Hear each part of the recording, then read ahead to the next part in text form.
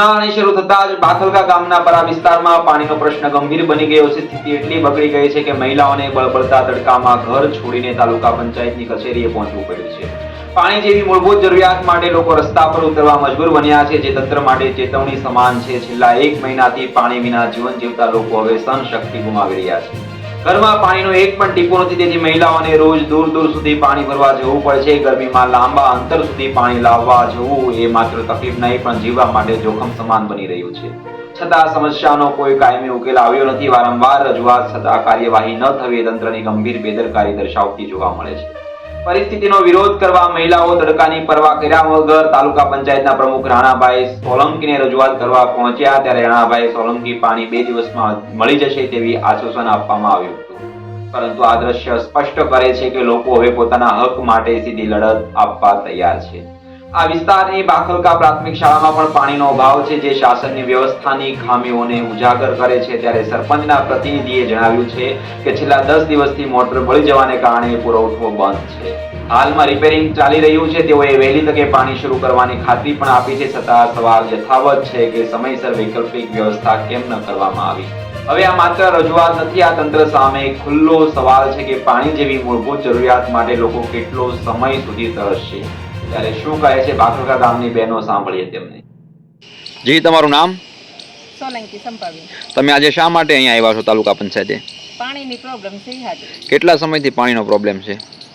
4 વર્ષ સામનામાં હાલે છે, પણ આ 15-20 દિવસ 25 દિવસ પાણી જ નથી થયું. તમે રજૂઆત કોઈને કરી હતી પહેલા? સરપંચને મંત્રીને કીધું.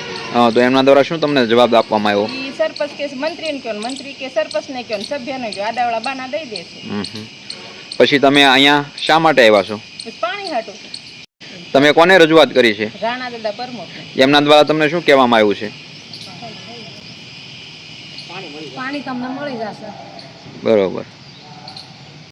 જી દાદા, બહેનો આજે તમારી પાસે રજૂઆત કરવા માટે આવ્યા છે, અંગે શું કહેશો? બાખલકા ગામ જે છે અને એની ભળતું એક નેસડી ગામ તરીકે ઓળખાય પણ છે બાખલકાનો એરિયો. ત્યારે એ લોકો ભાઈઓ અને બહેનો આવ્યા અને મેં સાંભળ્યા, પણ મારા ધ્યાનમાં આવ્યું તો જ્યારે અમારી એક આયોજનની બેઠક હતી અને એની આયોજનની બેઠકમાં ધારાસભ્યએ આગોતરું આયોજન કરી અને 5 લાખ રૂપિયા જળમ ખોવા માટે, ત્યાંથી પાછી પાણીની પાઇપલાઇન માટે ધારાસભ્યએ જે સેવાડાનું એક ગામ નેહડી તરીકે ઓળખાતું હોય અને બાખલકાને ભળતું ગામ હોય તો એના ધારાસભ્યના પ્રયત્નો સારા એવા રહ્યા.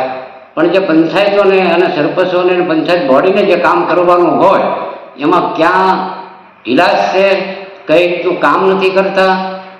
એના માટે અધિકારીઓને હું એક પ્રમુખ તરીકે પણ મેં સૂચના આપી અને હું ધારાસભ્યને પણ ધ્યાન દોરવાનો છું અને સરપંચ અને તલાટી બંને સાથે અત્યારે વાત કરી કે ભાઈ તમારી મોટર રિપેર કરી કાલ આખા દિવસમાં એ ગામને પાણી મળે એવી તમે વ્યવસ્થા કરજો.